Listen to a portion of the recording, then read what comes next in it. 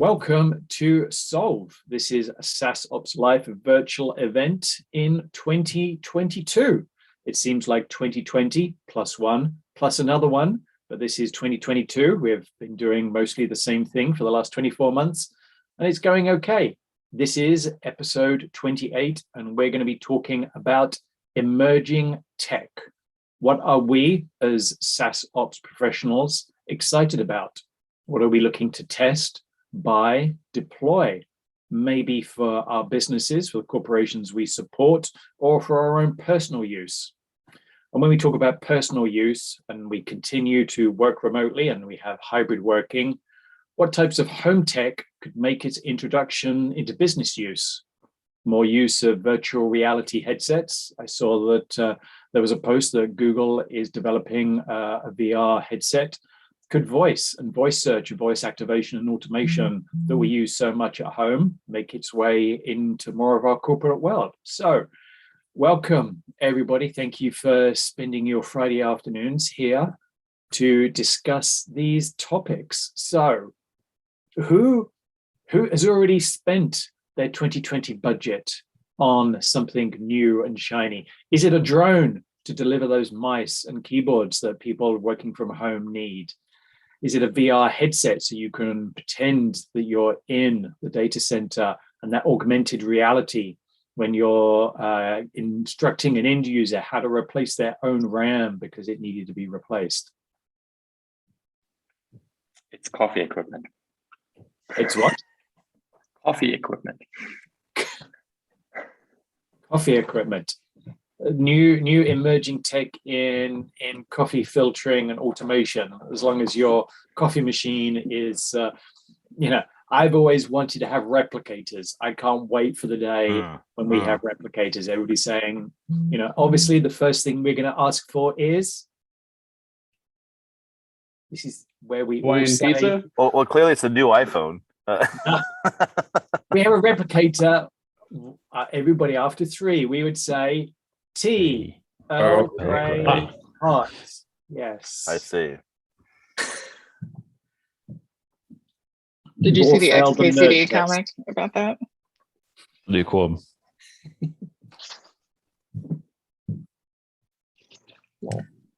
I'm surprised we haven't created more. Like you talked about the VR headsets. I'm surprised we haven't created more virtual technology for the user interface, other than for the corporate environment, other than like thin clients. Like this. It's still a physical interface. It's not a virtual interface that we're talking about. I'm surprised it hasn't been more developed and more mainstreamed yet. Honestly, how long ago it's come out? Right. Do you think that may introduce, when it comes to manipulating and visualizing data? Obviously there was an expansion in data manipulation. Looker, is a way of taking your boring analog data or unexciting data and putting it in a nicer UI. Yeah, lots of things to do, especially people working from home. There's lots of things you can accomplish with a virtual reality interface to accomplish business needs and save yourself a lot of space. You just need space to turn around and be able to move your arms, and that's it. But you wouldn't necessarily need some of the mainstream monitors out there, that the video interfaces are two monitors, excuse me, or all the other equipment on your desk to power your business needs. Right. So you're saying instead of those big 32-inch monitors that you have on your desk and you try and squeeze into your studio apartment, you just stick a headset on and everything is there in front of you. I just worry about fatigue. Like wearing that headset for hours would be ouch. Yeah. I think it would be all valid. Yeah. Maybe they'd have to have a coupon for the local chiropractic clinic as well. But you have to look at what you're gaining. So if you're not having to sit in front of a desk, if you can just lay down, or I don't know, I'm trying to think, if you have to adjust for what you're able to do, not being tied to a desk. Well, it probably also like it requires the manufacturers to make them a little more balanced because they're just so front heavy that you're having to hold your head up more. They got the straps and things, but it still requires stuff. Yeah, just lean back. I was thinking maybe we can, have straps that like go up to the ceiling to hold it. And then while those straps, we can also have them plugged into our bodies as well. And we'll just be like in the Matrix. I made it halfway through Matrix 4, and then I lost interest. I got crossed between the baby jumpers that you hang in the doorway and Cerebro from X-Men. Like it's just a mix of the two. We've looked at some of the technology for like in sales, basically, if you want to walk through a model or something virtually, it's a lot better presentation. Still, it's incredibly tricky. So I'm assuming it's a demand issue that businesses aren't more on board, so that things would be so niche that building out a solution that one or two companies might be interested in. Yeah, it's that real estate part could be, I could see it being used in recruitment. If you're thinking of joining a company and you're interviewing, and previously you might go to an office. Obviously, you would go to an office and you'd have your interviews. Maybe you could virtually walk around, the theoretical office that you would be going to. True, but I don't know how many years ago when businesses started assuming that employees had their own cell phones or smart devices. It's kind of the same barrier where, yeah, that'd be great, but do your people you're interviewing have to have VR headsets as a requirement? Yeah. Or do you send them one? I don't think you can require that, but then you're on the hook for sending them, just like you would any other hardware. But just during the interview, yeah, I mean that's what I'm saying. Like, during I'm sure the there's, interview, I'm sure there's great solutions that fit. It's just a matter of businesses being aware of them and then existing. We need VR headsets as a service. Class. And they would be delivered by the drones. But, So does anybody on the call actually have a VR headset? I used to have one. I don't have one anymore. No, I don't. But you're not using it in a business context, right, Chris? No. It's an Oculus, so I hate having to have to like tie it to Facebook. That's the other. That's the thing that stopped me getting one actually at the moment is that like the affordable ones are Facebook tied. But the question then is what's the thing that will trigger you to start experimenting with it in the workplace? Like, is there something where you're going to be like, you know what, now's the time? Whenever someone in the business says we need it, probably.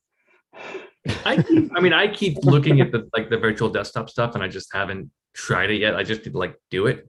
Partly because I like moved last month, and so I really haven't dived into touching like non-moving stuff in the last month, or non-moving ins, kind of still getting organized. But that's been like, I need to just play with that more because there's some new apps that look kind of interesting in that. So I think one of the most compelling reasons to start using it would potentially be like for an interaction level. I know a lot of places are trying to figure out, like how to make this hybrid work thing work right now. And I know like for our internal conference this last fall, we had a metaverse version. It wasn't virtual reality, obviously, but we had a metaverse. We called it the Llamaverse. And it was amazing. Everyone was a llama. But there's instances like that where I can think of it. But like if I was going to experiment with VR, I would probably start with my team and have an in-person meeting, an in-person meeting, or try to accomplish some kind of task that would require us to work together. Because it's not like, you want to be virtual reality into a Google Doc. So I don't want to stand on the page like Clippy. But the thing I would then you're removing a lot of like context clues, like that I would personally rely on. Like as soon as you move into like a fully virtual space, you remove all of the emotional like context clues. That's what I was gonna like add on is you don't get the tracking of facial stuff. Like Right. you've got this visor on, so not even a camera could catch your eye movement and I mean, unless it's internal, but it's a lot of extra stuff you'd have to add to actually see what these people are conveying, which would require. So you'd have to have a full bodysuit that would have pressure points, so it could detect when you were shrugging and when you were like, oh, like this. I mean, that probably a camera The height could of do VR. it. It could like detect heart rate and body temperature to show if you're embarrassed or worried or Instant emojis come out in your chat platform and just so Yeah, everybody knows what's going on. yeah. Yeah. Automate the emoji game. For me, it's actually more about individual use rather than conferencing use or visiting use. Like I wouldn't necessarily expect to put on a VR headset and have a meeting. For a lot of the reasons listed, I can see the value in that. For me personally, the use case is more about the versatility of individual work on my part. There's lots of reports I need to write. There's lots of designing I need to do. There's lots of personal data. Sometimes I need to dance through it. So not having it up on my monitor here where others can possibly see it, and just keeping it all enclosed within my VR. Right. So I'm looking for like a virtual desktop, and so like I think Andy, you're the one that asked like what's the thing that would what would be the catalyst to get you actually to go get it? Is like I want to see a use case for a virtual desktop where I can actually really organize all my data, be able to access it virtually and be able to spread it out, create whatever size monitor I want in front of me, within the confines of the virtual visibility spectrum, or shrink it down and have multiple desktops, multiple monitors if I wanted to set that up. So just the versatility of individual work rather than teamwork is one thing that would catch my attention. So I'm already getting overwhelmed with a 27-inch monitor and like four virtual screens on that. So I see that. I see too much distraction there. I think with anything else, like power users are going to be the first people to find a use for something like that.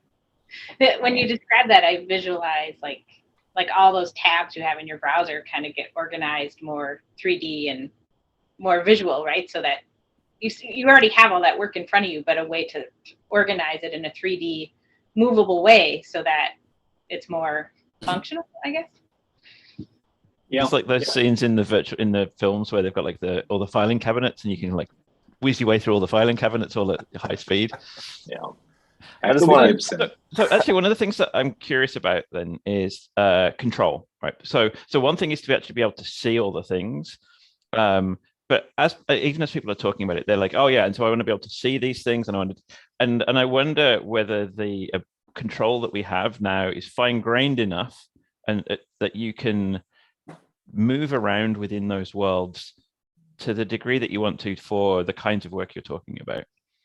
And so I don't know. I mean, I've played around with some stuff, but I've seen when you're playing games, you can get really good at like keyboard shortcuts and all the rest of it, and you can move around, and you've got a lot more degrees of freedom to move yourself. But I'm curious how that translates into that work context. Like, what's the equivalent of Excel shortcuts? And can you do all those things and move around? It would be gestures when you've got a headset on. Or speaking to them. Why do we need shortcuts when we can just say, voice control device, do VLOOKUP from cell B to C, and then give me the results of column D or whatever. Yeah. So then back to your original question, Colin, like voice, like are people starting to use voice more in their day-to-day work? Like, and again, would you talk to your spreadsheets, your Google Sheets? I already do. I already do, and I use a lot of foul language. Did they respond? Sometimes I think it works. Sorry, go ahead, Colin. I was going to say, Brian, I haven't talked to my spreadsheets, but I have dictated stuff into Google Docs. If I want to write something and I want to convey a message, I know that the message exists in my brain, but I do personally have a lot of trouble typing it out. So often I'll speak it out, and then I'll go back in and I'll just edit the document, and it's easier to edit what I've said. But trying to type what I'm thinking and what to say is proves difficult for me personally, and don't know if it's easier for other people to do that. Everybody probably talks into their phone when they're texting their friends or sending a WhatsApp message. No, isn't that what all the cool kids are doing nowadays? Not typing, but they're using voice. I think it depends. I legitimately have met people who just dictate everything they say, like everything, like all messages. They even they don't even dictate voice messages. They just send voice messages. That's and I think huge. That's so bizarre. I won't even listen to a video out loud. Yeah, it is. If you're at home, you can talk to your devices all day. If you're in the supermarket, it's probably not as appropriate. Or I won't even do it at home. It bothers the crap out of me when my boyfriend starts pulling up TikTok videos and I can hear them because I can't see it. So I'm like, right, yes. And then he starts laughing and you're like, what are you laughing at? And oh my God, drives me nuts. Oh, yeah, I live in a similar household. Yeah. But then, yeah, there are definitely people who dictate literally everything. But why? I was wondering with the spreadsheet example, Google have the Explore with Sheets now, and so you can already use a natural language interface to ask your spreadsheet questions, and it feels like that's the first step in this direction. Again, are folks using Explore? Do you use it a little bit, a lot? Does anybody? Yeah, I use it. I like it. Well, what kinds of questions are you asking? If that's something you can share. What was the question? What kinds of questions are you asking? Often I'll just ask for, instead of going through and taking the time to filter or subtotal the data, I'll just say, can you tell me how many of product type B is in the spreadsheet? And, then I don't have to take all those steps. The things that I would usually have to Google, I'll ask first. How often does this occur? Kind of thing. Things where it would require some kind of code to filter. I think it'd be a fun thing to try talking to it. I don't know whether you can use voice to input for that, but that's the thing where I think is the thing to to just try and see, because all these things take getting used to, right?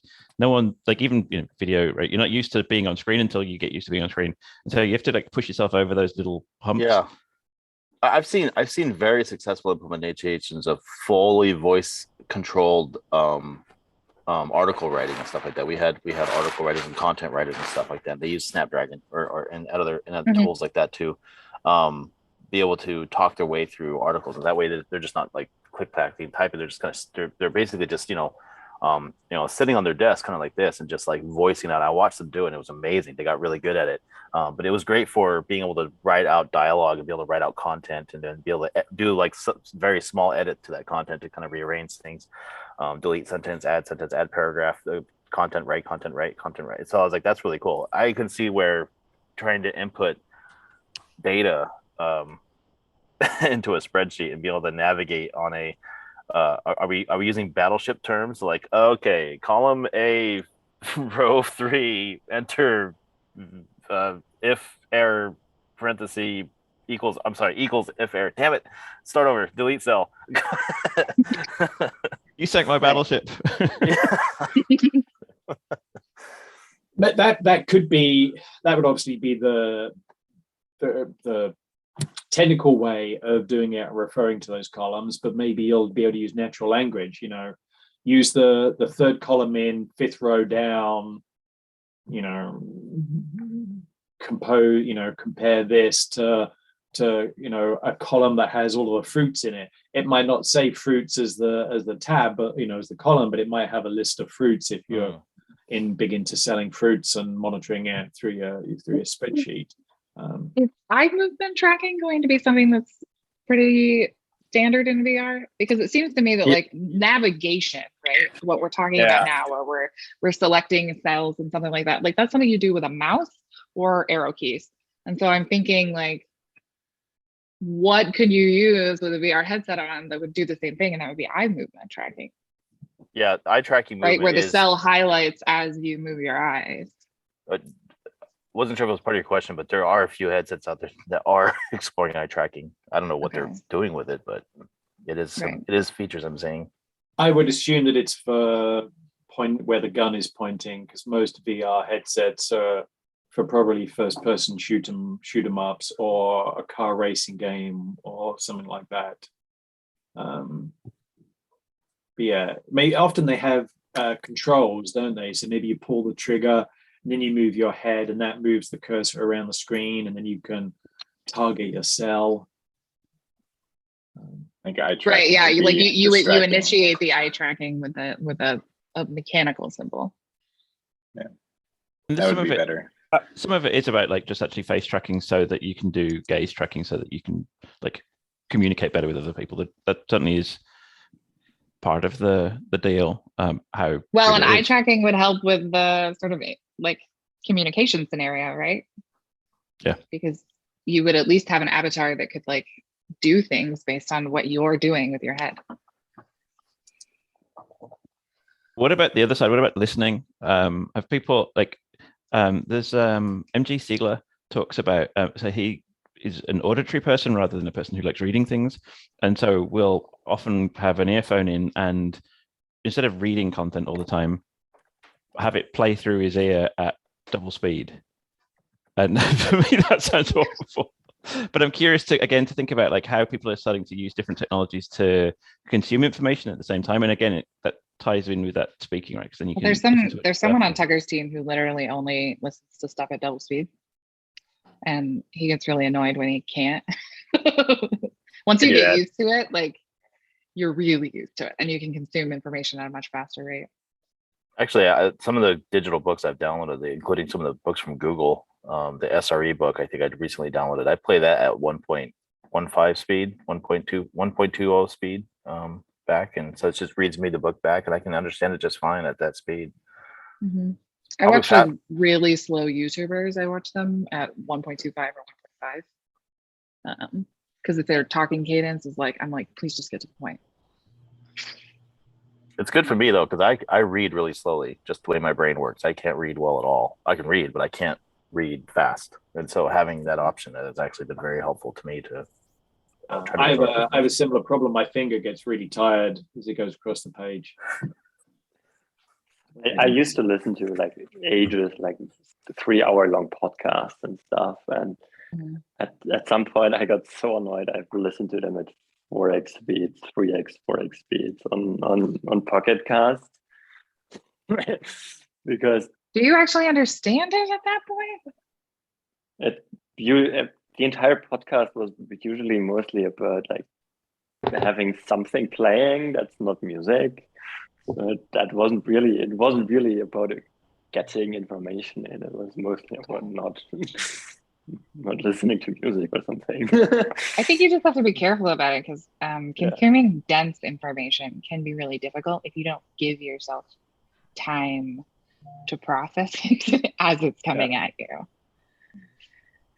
And actually, one of the things I was trying to figure out is like not just one way input, but is anybody actually interacting then? Like, because that's like again trying to think about like those next steps. So one is like talk to Alexa and Alexa does a thing. The other is then like more of a dialogue where it's going backwards and forwards. Well, I usually get an Audible and a Kindle combination. So that means I don't listen to the audiobook in the Audible app, but in the Kindle app, which kind of highlights where we're at in the book, which means that I can then take notes in that content, in that written content, and see where we're at, see what context I had before, and have my notes for that specific thing in the same like place, while still being able to consume information while doing something else.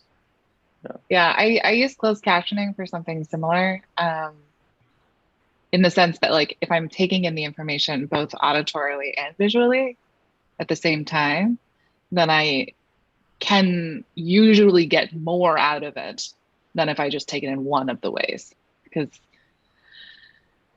I think auditorily it's faster, but I also tend to miss things. Like literally sometimes my thoughts are too loud and I can't hear what's going on around me. So, and so like, I feel like there are definitely applications for VR that could simulate that kind of environment, right? Where you're both listening and reading something. I have an interesting question that I've just thought of. So obviously we all listen to a lot of podcasts and people are listening to audiobooks. Why are we still reading our emails? Is anybody listening to their emails? You read your emails? I remember years ago there was a Firefox extension that was and it would allow you to read. It would read stuff on a page to you, and I installed it, and I loved, having pages read to me for a few weeks while I thought the extension was wonderful, or the add-on. I think the difference is when you do a podcast or an ebook, it's actually there's tone and it's performed. Whereas if you're trying to read an email off text, it's that computerized voice that doesn't catch you actually need to see it to know. Those readers have gotten pretty good. What I actually find distracting about using a screen reader is the noise. Because on a web like Gmail, you have all of the sort of like stuff that is hidden behind the actual message, and they're always reading to you the subject line, the date and time, who it's from, who it's to, all before they get to the actual message. And like that just sounds like a really bad time. And I just want them to read the actual email. So the iOS screen reader, you can select text and then say speak. Yeah. So that, and then it speaks that specific text. I mean, if you're already in there selecting the text, it feels like, unless you're like, 4 or 5 paragraphs selected and play, then if you're already in there selecting it, you've already read it, most emails. Yeah. With all of the improvements in, the voice automation, Google Assistant, who's the one on Alexa? Alexa, who's the one on Alexa? Alexa, I call her something different. I'm having trouble understanding. Sorry. I'm having trouble understanding right now. She's not Please supposed try a little later. She's not supposed to respond to that. I changed their name.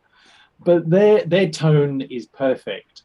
They have the pitch and emphasize the right words in whatever they're saying. And the plain boring screen readers are horrible. They sound like stuff from the 1980s. But why couldn't we get real human speech out of emails? Certainly, the iOS screen reader is Siri. Somebody reading an email. Pardon, Nicole?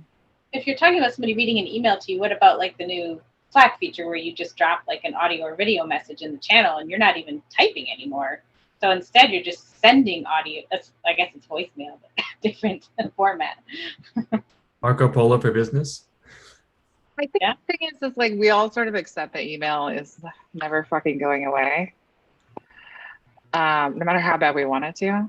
And that's the thing is like we have tons of options for using our voice to send messages. Slack being just one example. I know Dominic, you're a pretty big fan of leaving voice memos, basically. And there's software out there to do that, but like, yeah, I mean, I think we would want to be able to process all of the data that we currently have, right? Instead of having to try and change people's. Well, I think by saying you want to spell your emails, you're changing the format of how you want to receive the message. That's true. Now I'm curious. I'm going to buy a VR headset and go see if I can make this work the way we're all describing it. Let me get back to you all. I'm just going to do it. See you in 3 months on the same show. Yeah, I think we want to talk about a bit about what I tell my team why we want to be written first, because there is a concept of we all forget kind of the concept of speed and the speed to understanding and the speed to tell people about that understanding, what it takes. So writing a well-written piece of content takes you longer than just saying it to someone or to an audience. But you have written it once, and it's probably gonna be accurate for a little bit of time. So people can reread it, and you don't have to speak it again. And usually people are faster when reading content to understand the context. Who can remember the last time they re-listened to a voice message someone sent them on WhatsApp, trying to figure out what time and date you're gonna meet now? Like, that's just a piece of information that you should write down in a message and not just put on your 5-minute audio message somewhere in the middle. And then there's the other side. Yes, it's gonna be faster. It's harder for you to convey a good message when speaking and detailed message when speaking, but it's faster for those people to oh wait, let me think about this. It's a 4-piece thing. So it takes longer to write something, but it's faster to read it than writing it. And it's receiving the message in audio form, specifically if it's like a spoken message like we're doing it here now, is still harder to understand, and it takes longer to understand, but it takes me less time to create that message. So these 4 quadrants of that thing are kind of important to keep in mind when consuming and creating content. I have one asterisk to offer, Dominic, is on many occasions, I can cater a verbal message to somebody a lot faster than I can write it down universally for everyone to understand. Yeah. And so kind of to your point, like sometimes it's faster for me to create a verbal message to somebody, and there's values to that because sometimes I can much easier cater to the audience. Yes, we all have jobs where sometimes we need to explain technical things in very layman's terms, and so like we all have to do that. So I think you understand where I'm going with that. Yeah, I'm not saying that it's that you always have to write stuff down. I'm just giving you a kind of a tool to like figure out when to use what kind of way to write content or to consume content in a sense as well. Like that's just a tool for people to like learn how these things are different. And then you can go very synchronous, just speaking, and very asynchronous, which is writing a piece of documentation. I think and then you have to update that piece of documentation. I think you have a really good point, and I think that is like a current struggle. Like if you have to have something that's well thought out and written and take time, that suits an email. But if you have some kind of quick note that needs to be sent, that's for our messaging platforms, right? Like a Slack. So we still have that distinction we have to make. It's a good point. I agree. So obviously, once you have it written down, people can use a screen reader or some kind of thing to get it into their head a little bit faster, at least the gist of it, but they still need to kind of catch up. And that's what I say why I buy audiobooks and the Kindle edition of it. So I have the ability to go back in time and like figure out what I missed by actually spending more focus on it. Because when I listen to something, I also do something else. Like I'm in a car, a bus, something else happens around me. Yeah. Obviously, we're all in. It's interesting the discussion about video and written stuff. Obviously, a lot of us are in IT support roles, etc., helping end users, and obviously as end users change and the way they interact with media, and become more visual based. have you guys seen an increase or done an increase in creating instructional videos as opposed to drafting those documents? Because I've switched to creating how to animated GIFs or videos, because I know that if I want to show somebody how to do a simple task, it's going to take me 40 minutes to do the screenshots, write it all out, know that they're never going to watch it. So I'll just create, or never going to read it. So I'll create a 3-minute video of the actual process and put it up on the company site. I think I prefer the animated GIF route. Whenever I sit down to record a training, unless I'm giving it to a live audience, I am going to stumble all over whatever I had planned to say, and then I'll have to re-record it again. And so like, there's just so many times when I like start trying to do one of those and I'm like, yeah. The GIF is just easier. You just like press the record button, do the thing, and then you can close like, a couple of sentences. Yeah, not at all to take away from those features. There's one particular app I know of, I'm just pasting the link in chat, called Loom, that specializes specifically on that exact thing, and try to make it easy for general users to be able to perform as well. And I know there's a few competitors out there as well that do it, but it's an interesting concept. When Colin first mentioned it, it came to mind.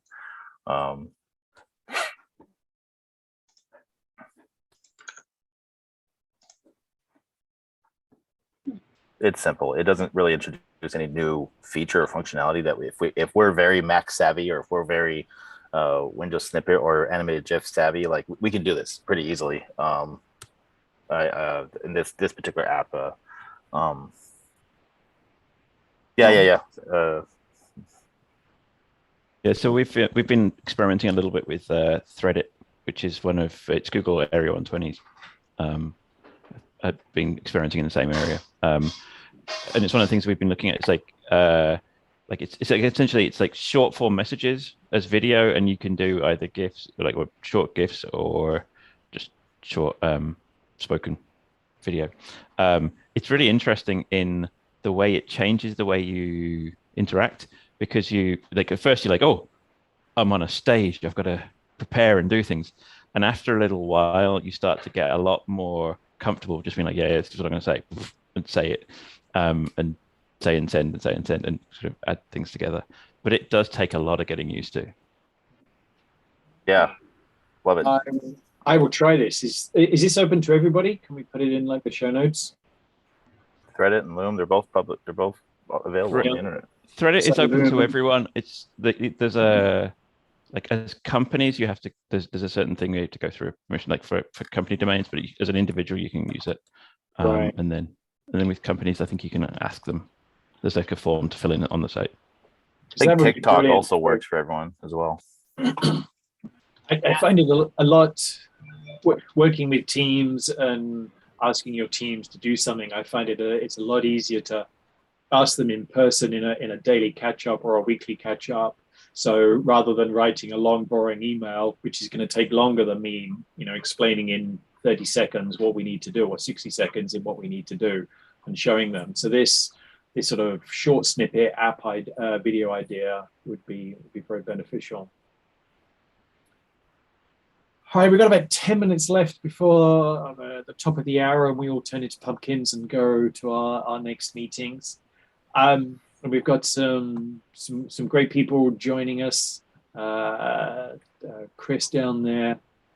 Jim, I know this week you inspired this topic about emerging tech, and we've stayed on VR and voice for most of the last 40 minutes. Do you have any thoughts about what's happening, or a focus on security, emerging security stuff? You said my name, right? Yes. Okay, good. Zoom user, Chris. I wasn't sure if you said my name. I was like, I think you said Chris. It's not Zoom user. Hi, guys. I'm kind of scared about a lot of this emerging tech, to be honest. Now that I'm a security practitioner in the space that I kind of live and breathe in, I think about all these different devices. While I think they're extremely valuable and they have a lot of really cool, accessible use cases, I worry about the data we've already given to third parties, and how's this data being collected, right? Web3, right? Web3 is huge. I don't think it's more of a rumor anymore. I think it's something that is going to happen, where we're going to consolidate and network our data, our own profiles that we own. So from a security standpoint, I would like to own my data. And if I can buy it back, I'm down. You know, I don't want anyone having my information or my footprint. In my space today, you know, the digital ecosystem that we've created is we share everything, our notes, our pets, what we just had for breakfast this morning. You know, Johnny's eating an apple and drinking a Diet Coke. Cool, Johnny. That's awesome.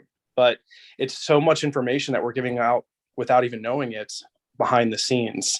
And so when I think about VR, I think VR is an incredible concept. I used to read, and I still get subscriptions from Popular Mechanics, which is a magazine, and now it's on the web. And I used to read that a lot, and I'd see VR headsets, and this was 10 years back.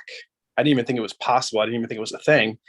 And now it's become almost a standard, right? The metaverse, we're starting to see these tools being used in collaborative spaces. But I think about, you know, man-in-the-middle attacks, denial of service, spoofing, risking proprietary information being exposed, or back to Rose's point, you know, eye tracking.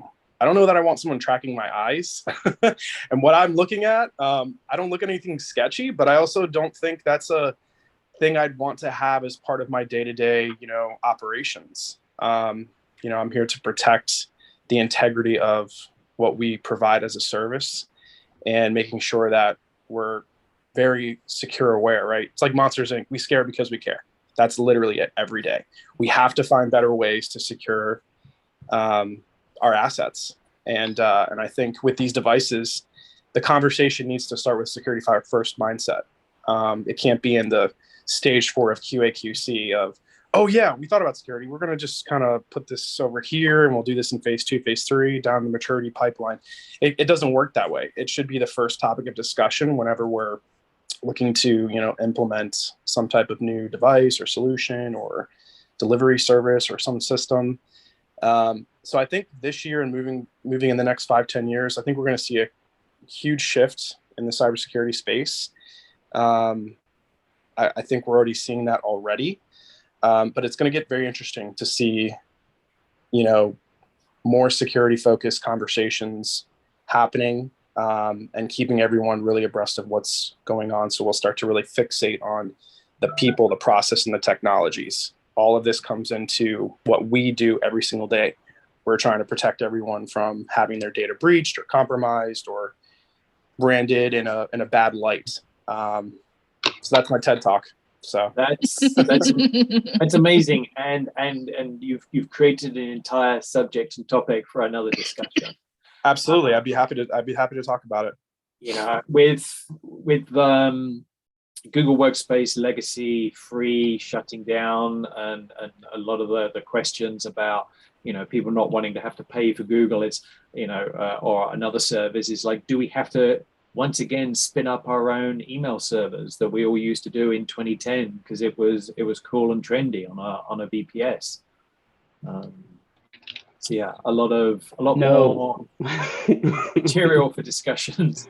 Just pay for it. From a SaaS ops perspective, this is the really interesting question for us here, right? Because one way of making sure that data is private and protected is to make sure that it stays on device. You know, eye tracking is fine if it stays on device or stays like not captured in a cloud somewhere. Right. And I was thinking about that too. Like, as devices get more advanced and we're able to do more device side processing, would that make it more secure? Right. And would that be a benefit overall? But also, some of the data that's then stored on device is potentially company-owned data that you would want to have company-level control over. And I think that that combination or that tension is the thing that we need to think about. Is like, what then becomes personal, private, individual, and what is corporate, and how do you maintain a clean boundary between those two? And I don't know that we can. But that, for me, is the key question here. Fundamentally, I can relate. If my eye tracking data doesn't exist, then it can't be accessed, and that's more where I stand. Like, I haven't quite bought into the like I don't have any voice stuff control turned on any devices, because I'll sacrifice, the little bit of effort, at least for now, to not have that functionality. There will be a point where that becomes more valuable than my whatever data is being collected. And I know it's a pointless battle, and it will consume us all. But at least for now, I can resist a little bit. Which I don't know if you noticed, but the IRS is going to start requiring facial recognition to access your tax data. So there's that's coming. I was going to say automated verification using like selfies and things like that. I mean, it's becoming really common across like employment verification, like, selfies, that kind of technology all the time. The Americans are first going to implement facial recognition from a government agency. Then you start implementing literal digital ID cards or what? Oh, well, some states you can add your license to your Apple Wallet now. Your driver's license, yeah. Yep. Yeah, but that's just not everyone has a driver's license. That's not an ID card. That's just a driver's license. That's no, not but I know that's equal to the state. Here, it's the most. I know that you do that, but it's not like it's not like a thing that everyone has for like $10. And you can, states have identification cards that are exact same, just not a driver's license. So you would add that in instead. Just saying, it should be standardized. I thought. Oh, we know. I thought governments were going to identify us by the tattoos we have on my. See, I was gonna. Yeah, I'm gonna have to work out how to blur that out. I'm sure with video editing application, I can blur that out. I'm sure there's some AI to. Is that the new technology we should be talking about, Collins? The new way to blur out these. Yeah. Redaction tools. Everybody is okay for this to go on YouTube. Obviously, we have been recording this. We will. I think this has been a great, lively discussion. Oh yeah, and I love. We should get you back on, Chris, and have some discussion points about security, and see if we can get some other people on that. Is a hot topic, certainly with things that are going on in the world at the moment, with some hacking in Eastern Europe, and obviously everybody is still probably recovering from Log4j, which is the gift that keeps on giving. And I'm sure there is going to be plenty of others. Yeah. The good thing is we all have job security because we're all nerds. So yes. Yeah. The good thing is that for every Log4j you read about, there's an indeterminate amount of other exploits that are active out there right now. So yes, that's easy. Exactly. And there are some ways and some systems where I believe you can run 100% secure system. But I'll get some people on to try and talk about that and advocate for that at another time. But thank you very much. Stay secure. Update your passwords. Only ever use unique passwords. And then also, when you don't trust your password management application either, because if you put all your passwords or your unique passwords in one place, and then they get hacked, then you're compromised or seem to have been compromised, then you're panicking everywhere. But thank you very much for the discussion. We will press pause here or stop, as the case may be.